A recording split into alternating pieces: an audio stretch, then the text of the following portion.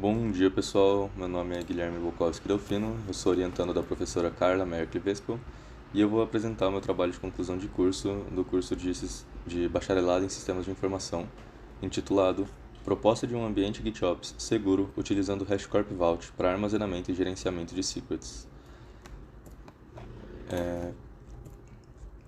Nós vamos nessa apresentação passar por alguns tópicos, e são eles: introdução, fundamentação teórica, ambiente GitOps convencional, ambiente GitOps proposto, conclusão e trabalhos futuros. Começando pela introdução, o objetivo dessa sessão é demonstrar um contexto em que esse projeto está inserido, que seria o contexto de desenvolvimento de software na forma de microserviços utilizando uma metodologia ágil. O ponto focal dentro desse contexto seria o provisionamento da infraestrutura e das aplicações e a gerência da infraestrutura. Ou seja, não iremos focar nesse projeto no desenvolvimento da aplicação, na arquitetura da aplicação ou outros aspectos relacionados ao desenvolvimento de software. Basicamente, o contexto representado por essa figura abaixo seria como que a gente consegue pegar um software que já existe e colocar ele em uma infraestrutura de forma que ele fique disponível para o usuário final. E tudo isso de forma automatizada, com controle de versão e outros requisitos que veremos logo na próxima sessão, que é a sessão de fundamentação teórica. O primeiro conceito base que a gente vai ver é o conceito de DevOps, que pode ser entendido como um conjunto de práticas de desenvolvimento de software que objetiva acelerar a velocidade em que alterações de software são realizadas e implementadas em ambiente de produção. Esse conceito é bem importante porque esse projeto trabalha diretamente com a implementação de aplicações em um ambiente que simula um ambiente de produção.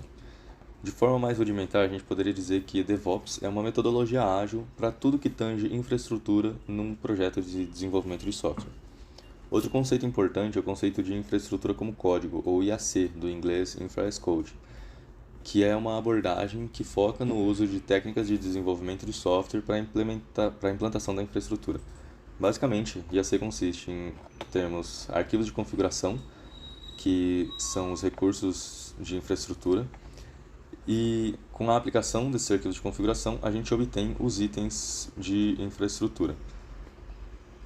Uma das vantagens primordiais dessa técnica é que ela torna a infraestrutura muito fácil de ser replicada, caso precise escalar ou recriar a infraestrutura do zero, como foi necessário muitas vezes nesse trabalho, onde eu destruí e recriei a infraestrutura várias vezes para não ficar gastando muito dinheiro com recursos computacionais na nuvem.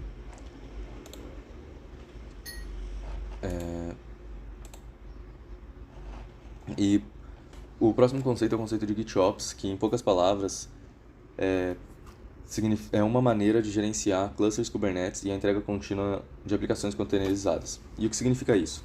Basicamente, a gente faz uso dos conceitos de IAC que a gente viu anteriormente, como aqui os arquivos de configuração, mas esses arquivos de configuração eles devem estar versionados em uma ferramenta chamada Git, onde a gente tem todo o histórico de alteração desses arquivos, e a partir desses arquivos no Git nós teríamos o acionamento de um processo CI/CD, que é um conceito que a gente ainda não viu, mas é basicamente a automação da entrega contínua das aplicações ou dos itens de infraestrutura. É basicamente a automação no provisionamento desses itens.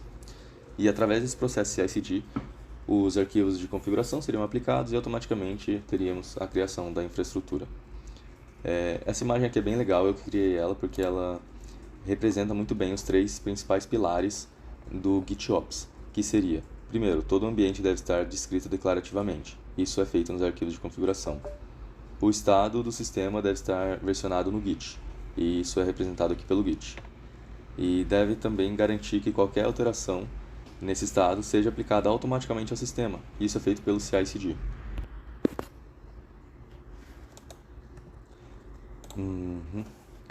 E, por fim, mas não menos importante, a gente tem o conceito de secret, ou segredo, e ele pode ser entendido como objetos cujos valores devem ser mantidos protegidos e com acesso restrito, como chaves API, senhas, chaves privadas, tokens. E esses objetos eles são usados pelas aplicações para diversos fins, como autenticação, configuração interna ou até outros fins. E com isso a gente já pode pular para o desenvolvimento do ambiente GitOps convencional. Essa primeira parte do projeto, essa primeira parte da implementação, ela é uma implementação de um ambiente GitOps convencional, baseado na documentação oficial da metodologia GitOps e também na revisão bibliográfica. E essa imagem aqui ela representa o que a gente criou nesse ambiente GitOps convencional de forma bem simplificada. Ela é basicamente a mesma imagem anterior da explicação de o que é GitOps, mas com mais ferramentas aqui detalhadas, como então a gente tem o código da infraestrutura das aplicações, que ele vai ser escrito em Terraform. A gente tem a ferramenta Git, que a escolhida foi o GitLab. A gente tem a ferramenta de CI/CD, a escolhida foi o GitLab CI/CD, por causa da compatibilidade com a ferramenta de Git escolhida. E a infraestrutura vai ser toda provisionada na nuvem da AWS. E sobre a revisão bibliográfica, uma coisa bem interessante de te falar é sobre esse trabalho GitOps, uma nova proposta da infraestrutura, do Roberto Rivelino Ventura da Silva. Ele faz uma comparação entre o que ele chama de tradicional Ops e o GitOps, onde o tradicional Ops é a metodologia anterior a GitOps de tratativa da infraestrutura, que seria sem controle de versão, de forma mais manual, sem infraestrutura como código. E enquanto o GitOps seria a implementação mesmo com todos os preceitos da metodologia GitOps. E ele traz diversas vantagens que ele constatou no modelo GitOps, como maior confiabilidade, maior estabilidade da infraestrutura, e mais fácil escalabilidade e mais agilidade no provisionamento da infraestrutura. Infelizmente, esse trabalho dele não traz nenhum diagrama de como da infraestrutura que foi criada. Mas foi baseada nesse trabalho que eu criei a infraestrutura para o meu trabalho. Eu não reutilizei o código dele, mas eu reutilizei todo o conceito que ele usou para criar a infraestrutura dele. E, por fim, então, o que foi de fato desenvolvido, né? Essa imagem, a gente consegue ver todos os repositórios que foram criados para esse ambiente GitOps convencional. Nós temos diversos repositórios, mas os que realmente importam são esse EcoTCC e o K8s Cluster TCC. Os demais são repositórios auxiliares, como o IAC-TCC, que tem a imagem que vai ser usada no pipeline CI/CD, esse template GitLab CI/CD, que ele só está aqui para não ficar reescrevendo em todos os arquivos, em todos os repositórios, mas ele é o mesmo para todos os repositórios, eu só aponto para ele. Mas o que realmente importa é esse EcoTCC e esse Cluster TCC. Então é nele que a gente vai dar uma olhada mais de perto agora. Esse EKS ele é referente ao Cluster TCC e esse Echo Server é referente ao Echo TCC. A gente pode ver que a estrutura dos dois são bem parecidas. A gente tem o .gitlab CI YAML e vários arquivos .tf. Os arquivos .tf eles são aqueles arquivos de configuração que a gente viu na explicação de infraestrutura como código. Então esses são os arquivos de configuração onde são determinados quais recursos vão ser provisionados. A gente pode ver que eles são diferentes para o EKS e para o Echo Server. A gente tem o back-end, que é parecido, mas aí aqui a gente já tem o EKS Cluster, enquanto aqui a gente tem Deployment. Aqui a gente tem EKS Worker Nodes, enquanto aqui a gente tem Secret, e esse Secret aqui que vai ser o foco desse trabalho. E o .gitlab CI YAML é só um arquivo que determina o que vai ser feito na esteira CI/CD, como que esses arquivos de configuração vão ser aplicados no ambiente. É basicamente isso. Então, vamos dar uma olhada melhor em cada um desses arquivos. No arquivo GitLab CI YAML, a gente tem os estágios, que a gente tem aqui o Validate, Plan, Apply, Destroy, e são esses estágios que são representados por essas bolinhas aqui com check. Então, aqui representa que passou por todos os estágios com sucesso, e eu não vou rodar isso aqui na frente de vocês, porque, como a gente pode ver aqui, ele demora 25 minutos para concluir todos esses estágios. Então, é um processo bem demorado. Aqui eu vou apresentar tudo dentro desse PowerPoint, dentro dessa apresentação. Mas a gente pode ver aqui que são esses 4 estágios que estão aqui. É um arquivo bem simples, cada estágio a gente roda um pequeno script aqui, que seria os comandos Terraform para fazer o Validate, o comando Terraform para fazer o planejamento, e depois vai ter o comando Terraform para fazer a aplicação e o Destroy da infraestrutura. Então, vamos seguindo em frente.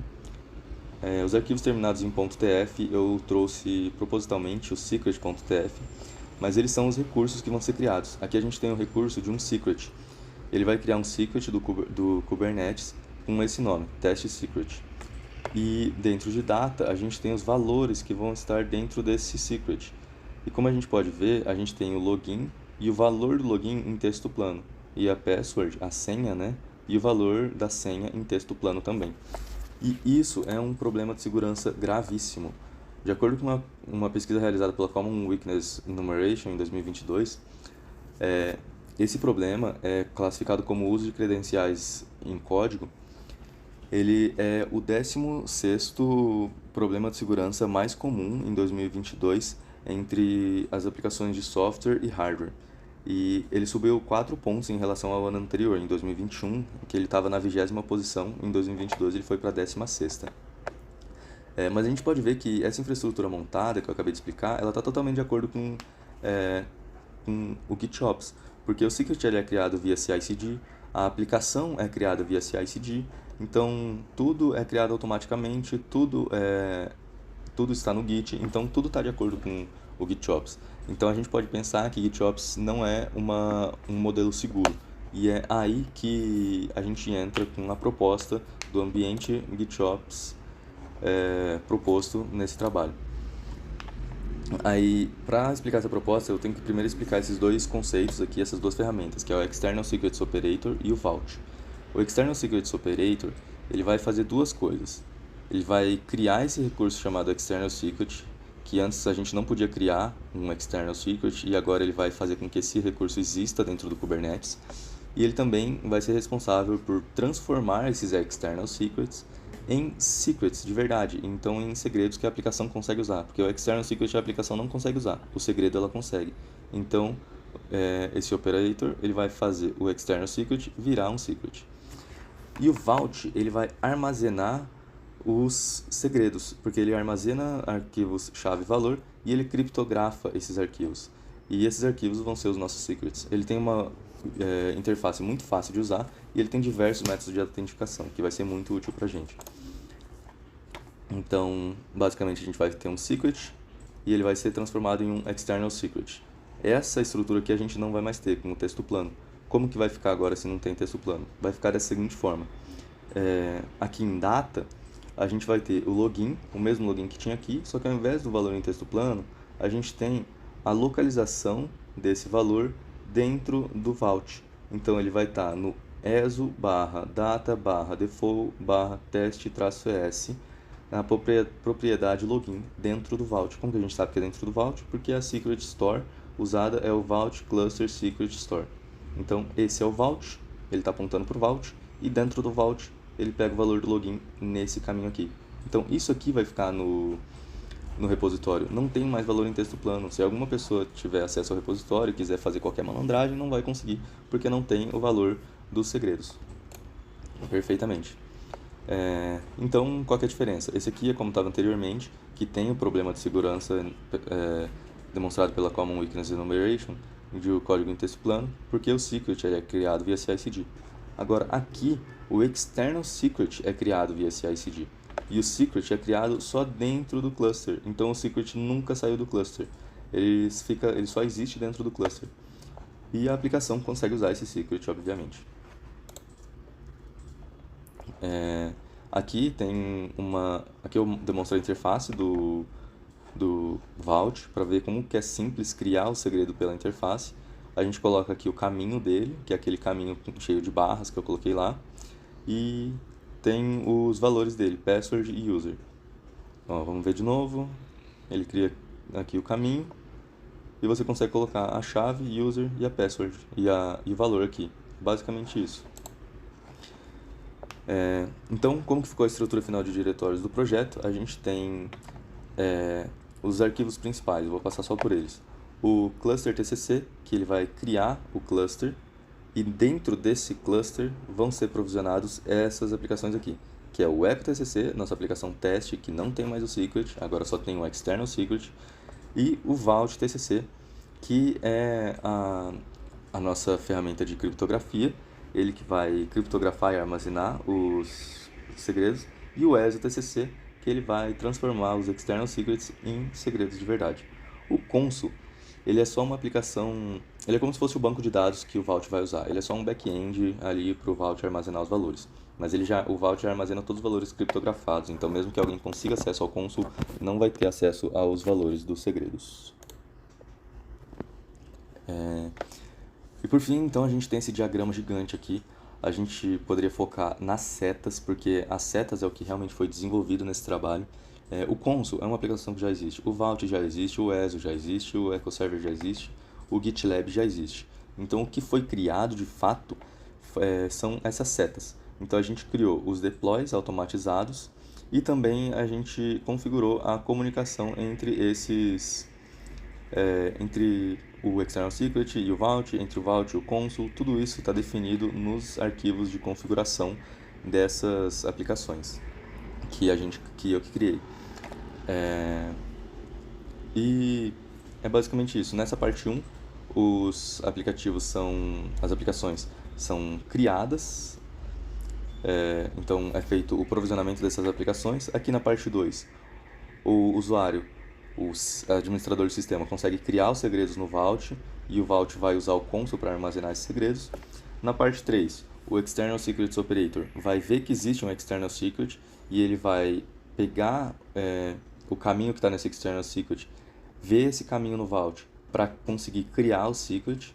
E na parte 4, o EcoServer ele vai simplesmente usar esse secret. Bem simples assim.